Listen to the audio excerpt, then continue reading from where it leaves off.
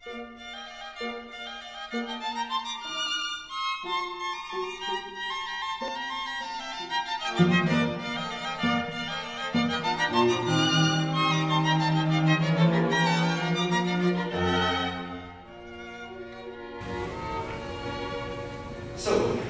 we were a very successful political party, very young one, and everything worked pretty well.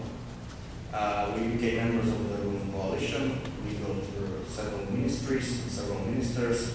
We started working on several reforms. Actually, the chairman of our party, Mr. Richard Sulik, is the author of the flat tax reform in Slovakia, which was implemented in 2003, and we got rid of about 80% of all special tax regimes and reductions and exemptions from the tax rule and so on. We've been working on much larger flexibility of the labor code, which was implemented. We were preparing a very big reform of the social system, which was based on negative income tax, which is an idea of Milton Friedman, and the combination with the flat tax, and everything worked pretty well. Until the issue of the EFSF and the saving of the Greece and other countries came to the Slovak politics. We have succeeded in stopping the extension of the EFSF, and that will be the main topic of my speech. Why we did it, and what were the arguments that we used in Slovakia. And as I said, this led to the fall of the cabinet. But first of all, and this is where maybe we have a couple of different ideas with Matthew or David, what they said. The first question, what do we need? Is it worth, actually, to try to save the euro? Slovakia adopted the euro back in 2009. That time we were not in politics, and despite some economists were opposing this step, it's something that has already happened. We are well aware of all the arguments that we heard also here. We are well aware of the fact that the Eurozone is not an optimum currency area. We are well aware of what we've seen as the result of the so-called balance effect. That when a country which where the purchasing power is much lower and the price levels are much lower than in the rest of the Eurozone, gets rid of the exchange rate, the only way how the price levels can converge are so high prices, which means that the euro for countries of Central and Eastern Europe actually means higher inflation than there would be without having the common currency. We are well aware of the fact how the euro affected Slovakia during the economic crisis, the recent one, when the currencies of the surrounding countries like Czech Republic, Poland, and Hungary depreciated against the euro by 40 or 50%, which actually meant that their exporters and their factories were much more in a big advantage compared to the Slovakians. On the other hand, for a country like Slovakia, which is very small and lived up until recently under communist rule, the European Union has also some other meaning. For a small open economy, and Slovakia is one of the most open economies in the world, which are, according to the Index of Economic Freedom, we are amongst the top 10, according to the openness of the economy. Getting out of the Eurozone right now would be very, very costly. And the main advantage of the European integration that brought to Slovakia was the opening of the borders and getting back to the rest of the civilized world, which is something that the people feel was important and was necessary. Of course, the advantages of the European integration for Slovakia mean more something that could involve an EFTA, European Free Trade Agreement. That would be the form of European integration that would be best for us. But on the other hand, just getting out of the Eurozone, forgetting everything that the European integration brought to my country during the past couple of years would be unfair. That's maybe the difference between me and the other speakers in this experience. So for us, the issue is not whether to do something to save the euro, but what to do. Actually, building Euro walls, as we call the EFSF, and forced to build a wall around Europe. It's just a continuation of the crisis. Just like it is impossible to extinguish fire with a fan, it is equally impossible to solve the debt crisis by creating new debt, which is what the EFSF is actually about. The only thing that will help is to face the truth. The only thing that can help is that Greece must declare bankruptcy, which it actually did officially. Italy must start saving and introduce real reforms, and the rules set up by Eurozone according to establishment must finally, eventually, I should say, start being observed. It will hurt, but it's the only solution, and the discussion is whether, it's not whether to try to save the euro, but whether we are actually capable of implementing such solutions, which in one word means responsible policies in the Eurozone member countries. Just a quick background. What are the roots of the debt crisis? To make the euro currency work in several countries with quite different, quite varying economies, it was required to establish some rules. These rules were not observed, as we already heard. And moreover, the non-observance of the established rules was never penalized. For example, the rule banning the entry to Eurozone to countries with sovereign debt exceeding 60% of GDP was not observed right at the start. The Greece and Italy got in spite of not observing this rule. Altogether, some of the Maastricht criteria or the Stability and Growth Pact criteria were violated for 97 times altogether during the existence of Eurozone, during the 10 years of existence of Eurozone. But no country has been ever penalized a single time.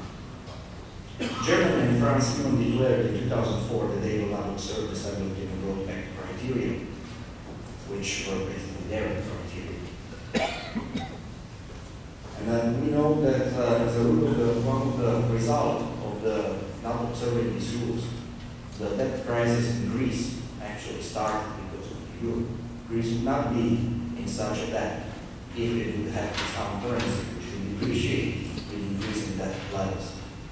Then Greece would not be in such a big debt if it would not have access to financial market at a rate for loans at the same level as the German, for example, as a member of the Eurozone. So actually the euro is the root of the problem. It's the root of the debt crisis. In a single word,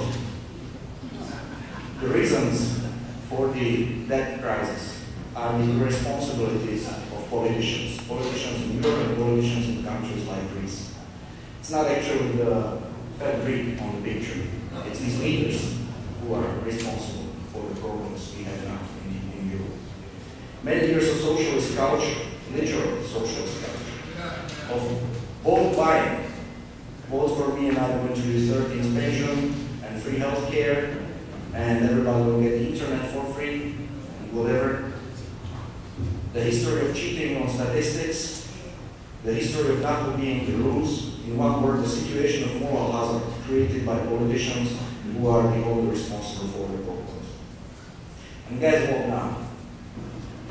The same people without the mandate received through elections. The same people are now working on the solutions to the problem.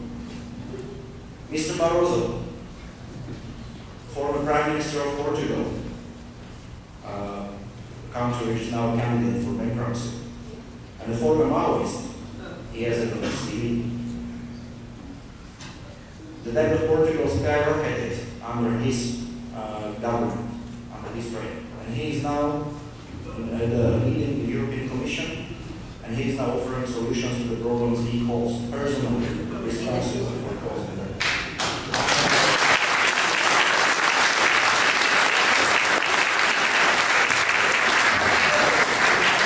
There are many other unelected bureaucrats. You know that? You actually know that? You actually know that? However, while the debt crisis is a big problem, it's a big issue, the real problems are only coming, and they are coming through pseudo solutions the debt crisis. The debt crisis is too bad itself, but it's not that. Actually, all of the countries of the Eurozone can solve the debt crisis on their own. For example, in Greece, the government is running and owning almost everything. Waste collection companies are state-owned and government-run, which is something I consider personally to be too important to be governed. The government owns ports, the government in Greece owns utilities, the government owns railroads, with their employees receiving extra bonus incentives if they occasionally manage to run the trains on time. Well, the amount of tax we paid by self-employed people in Greece depends on a personal talk once a year over a cup of coffee with the tax inspector. The Greek government employees have extremely generous pensions. For self-employed people, it's enough to work some 2,500 days to have a minimum life pension guaranteed. And very generous payments, including dozens of months of redundancy payments for bureaucrats. They have an army of 134,000 soldiers, a country of 10 million. And they have some estimated 100,000 bureaucrats more than necessary. So there is a lot of space for Greece to solve the problem themselves. Take Italy. Italy, for example, has over 2,500 tons of gold, with a current value exceeding 100 billion euros. Why are we talking about the crisis with Italy? They can just sell the gold. They can solve it themselves. But instead, politicians today are looking for pseudo solutions. The real problems with the Eurozone occurred only in 2010 when another rule, the Article 125 of the Lisbon Treaty, was violated. The Article 125 stipulates that every country must meet its own financial commitments. This rule has been evaded when Greece was granted the first loan and violated by the establishment of the temporary European Financial Stability Facility. Then, the ECB has violated another important rule. The ban on buying bonds from member states of the Eurozone and has bought Greek bonds at tens of billions of euros.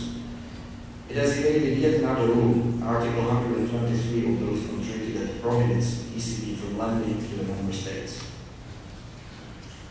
And if it has not been enough, the changes of the temporary EFSF approved along with an increase on the 21st July 2011 also represent a clear violation of the rules.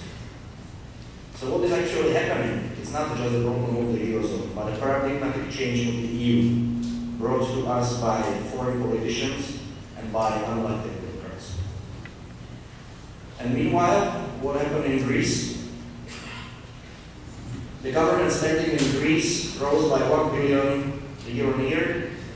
Deficits skyrocketed, prime ministers in several EU countries fell or are facing the division, and the Greeks are considering a referendum whether they are actually willing to generously accept what the EU under stress offers them. Why am I talking about Greece all the time? After the years of disrespectful indebtedness, Greece became actually the first country in troubles as a consequence of the not fulfilling the rules. And the first country which is not really able to borrow refinancing under normal interest rates in 2009. Normally such a government would be forced to save up, and when it is not able to go, it goes bankrupt, except for Greece. European politicians and the ECB showed up and started to save the country. At first they claimed that Greece can get out of its problems on its own. Then they claimed that Greece needs 30 billion euros, then they claimed the amount necessary would be 60 billion euros, and finally they ended up with a loan to Greece of 110 billion euros. Then they claimed that Greece needs 30 billion euros, then they claimed the amount necessary would be 60 billion euros, and finally they ended up with a loan to Greece of 110 billion euros. They assured the European politicians that this loan would resolve everything and Greece would return on financial markets within a year. Slovakia did not participate in this loan. We refused in the parliament and we won this first fight. And we saved the Slovak taxpayers some 820 million euros.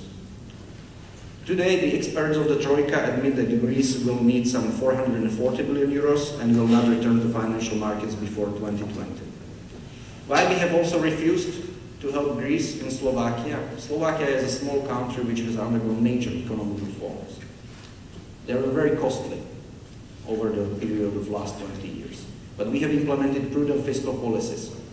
We have went through many structural reforms. We have privatized. Back in 1989, 100% of everything was government-owned in Slovakia. Now it's less than 5%. The average pension in Slovakia is some 300 euros compared to the Greece 1600. The average monthly salary in Slovakia is the lowest in the Eurozone, if you compare with other countries.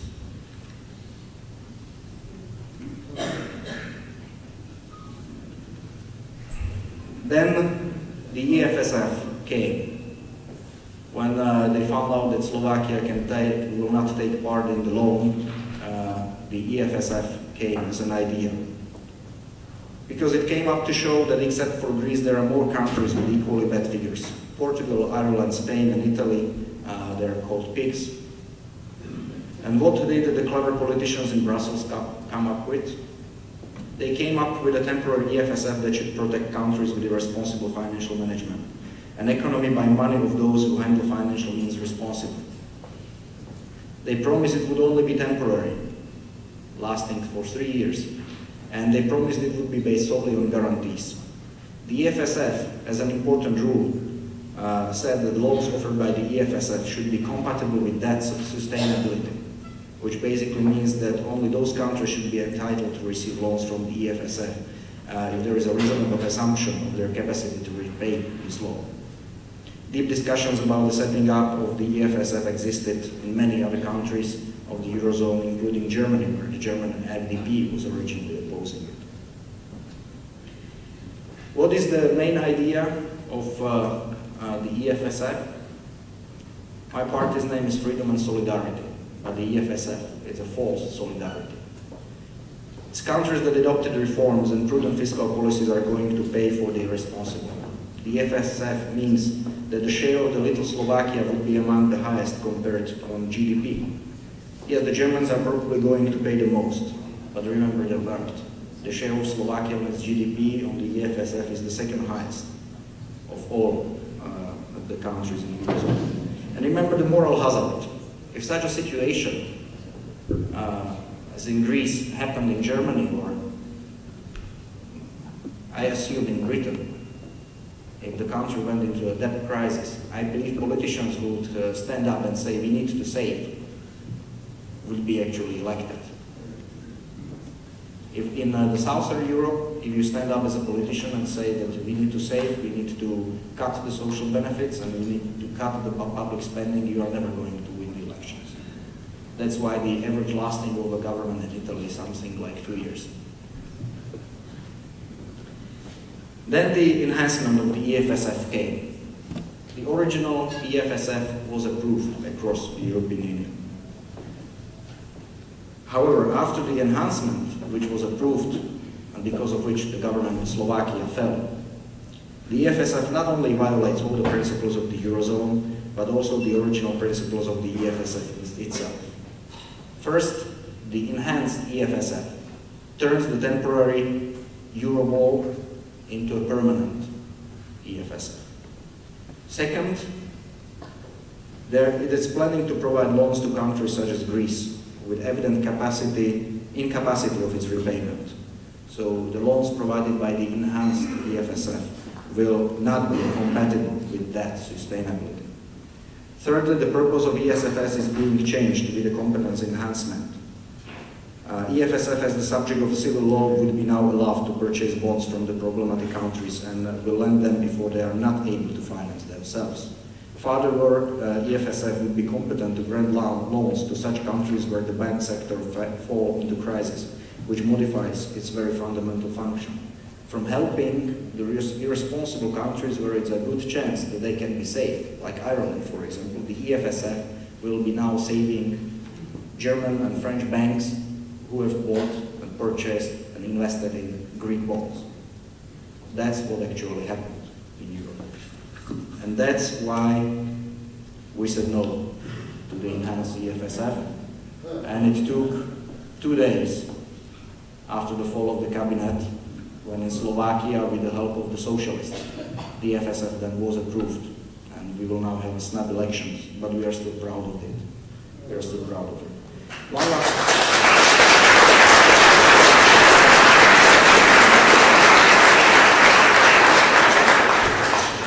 One last comment on the enhancement of the EFSF and what was one of the main reasons why we voted against in the Slovak parliament. What you often hear is the word haircut, which means that the countries will cut their debts, or investors who have invested into Greek bonds with interest rates and yields, dozen percent, will have to cut part of their investment. We lose some money because they have invested at a higher risk, so they have to lose. It's not a socialization of the losses. Everybody has to bear the profits, but also the losses. But actually the haircut within the enhanced EFSF is not real. Namely, in the case of Greece, what was approved at the time when we were voting for the enhancement of the EFSF. Commercial banks that invested into Greek debt based on its high risk and attractive yields would change half of their Greek bonds at the rate 1-to-1 for new Greek bonds with AAA rating. So you have invested into Greek bonds, the junk bonds, you have received the high profits for several months of years, and now they will change your bonds for a AAA bonds at the same nominal value, so you basically lose nothing. That's the first part of the haircut. Then, the second half of the bonds would be changed for new bonds with a decrease in nominal value of 20%, so the nominal of the Greek debt would fall by 20%. However, hand in hand with guaranteed yields well above the interest rates of other AAA instruments, namely 6.8% compared to some 3% yields for German bonds. And these would be guaranteed for a period of 15 to 30 years. So basically, the haircut would be given back, the 20% nominal haircut, after 15 years in the form of higher yields on the bonds. So this is what the European Commission declares as a bankruptcy or as a haircut of the Greek debt. It's not haircut, it's actually treasury. So what will be next? I'm sure there will be many other speakers today who will be talking about the future of the euro. There are a few of the worst scenarios on the illustration. Just my last couple of words. I understand that Slovakia is a small country, but there is no need even for us as a small country to be over-servile and not a bit self-confident. I agree with the statement that this is not longer about Greece. At this time, under the pretense of saving the euro, the Central European government is actually being established. Apart from the common currency, we will have common debts, we will have common taxes, and we will keep minimum national competences in the midterm horizon. You know, Comecon was nothing compared to what is up to come. This is not the same Eurozone that we entered in 2009. In case of Slovakia, the participation in the EFSF could significantly increase the debt of our country because the amount we are putting into the EFSF to save the fat Greek pig is 1.5 multiple of our annual state budget. And there is little or no chance that this would actually solve the problems of the highly indebted countries and force them to implement conservative fiscal policies or structural reforms. No. So this is an act of treason. We are on the way to economic circle.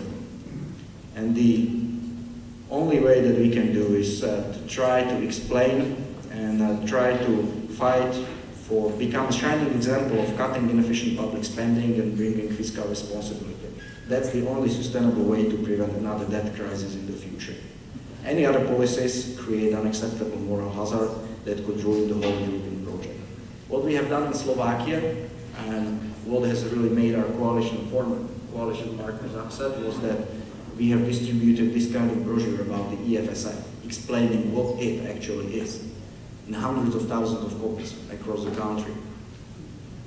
And I have brought some 100 reprints in English to you that you can freely take. And the only chance that we have, or we believe that even some European politicians will read it and will try to understand. Thank you very much.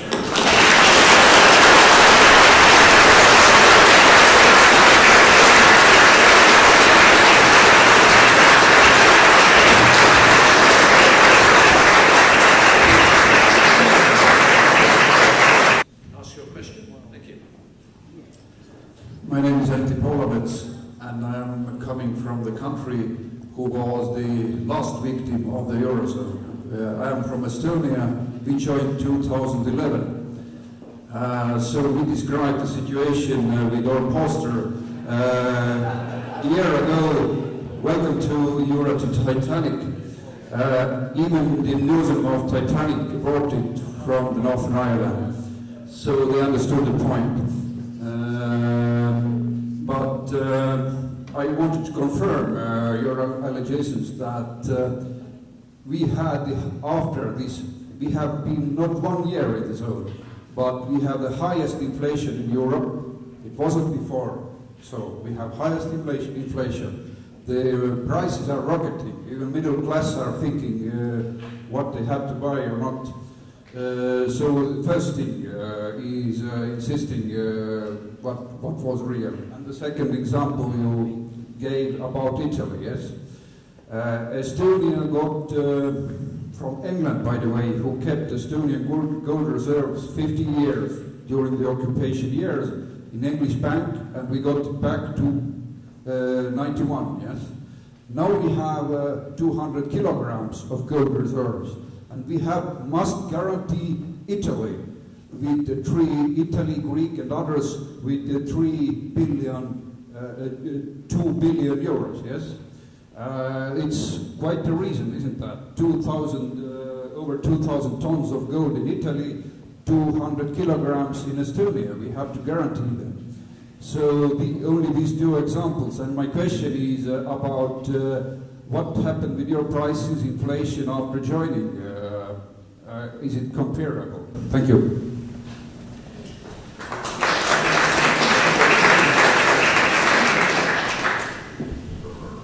Thank you very much. The price effect is, as I mentioned, it's called Balassa-Samuelson effect, which means that when your price levels are lower than the average in the Eurozone, they can grow through inflation or through the exchange rate. And once you get rid of the exchange rate, it means the inflation would be higher than it would be without.